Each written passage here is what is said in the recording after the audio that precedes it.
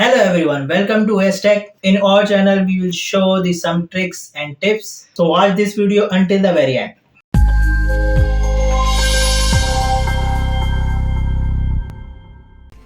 So guys, let's start our video. Today we will talk about the app that is called Slack. Slack is just like a WhatsApp, but it is used for business communication. As you can see, I have Slack, and you have to download it from the Play Store. And when you download it, you simply log into it.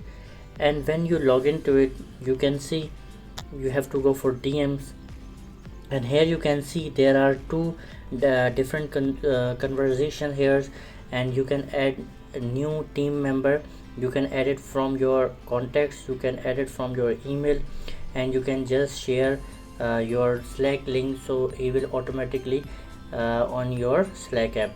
So this app is only for business communication. Like this is my client, and if I show you more, this is my another client.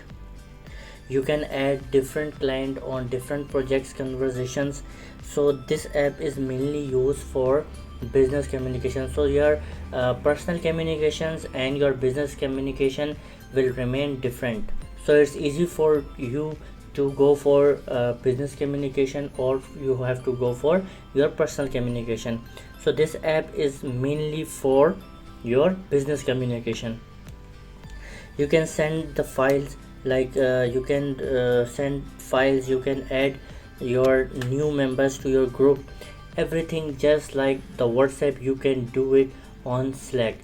Slack is nowadays working in many industries, so you must have that app in your mobile phone, so that's why your communication will go fluent.